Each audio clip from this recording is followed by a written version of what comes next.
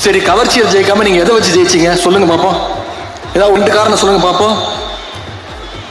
கலைஞர் மாதிரி இந்திய எதிர்ப்பு போராட்டத்தில் கைது பண்ணி போராட்டம் பண்ணி ஜெயிலுக்கு போயிட்டு வந்தீங்களா? சரி, எங்க தலைவர் மாதிரி மிசா கொடுமையில் 1 வருஷம் உள்ள இருந்து வந்தீங்களா? கட்சி ஆரம்பிச்சே 2 வருஷம் தான் ஆகுது.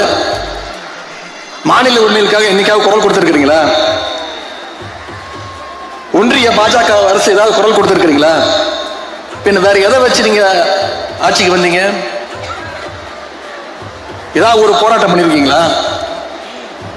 எல்லாத்தையும் விடுங்க. தமிழ்நாடு முழுக்க போய் மக்களை சந்திச்சு உங்க கொள்கை என்னன்னு சொல்லி ஓட்டு கேட்டீங்களா? உங்க வேட்பாளர் பேர் உங்களுக்கு தெரியுமா? எதுவுமே தெரியாது.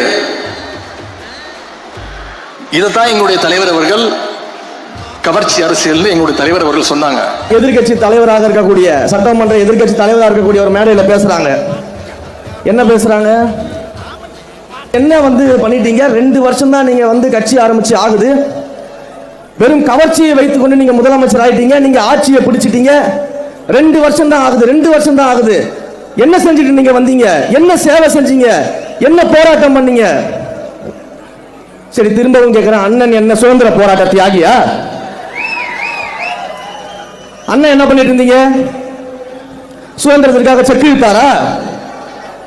காந்தியை போல கதராடை அணிந்து கொண்டு இந்தியா முழுக்க பிரச்சாரம் பண்ணாரா? சுதந்திரத்துக்காக அகிம்சை வழியில போராடினாரா? இல்ல மாபெரும் படையை திரட்டி நேதாஜி சுபாஷ் சந்திர போல போரிட்டாரா?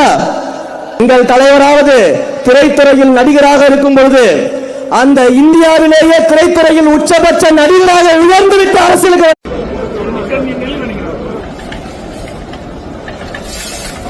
நீங்க பார்க்க கூடாது. நம்ம அலோடு இல்லைங்க.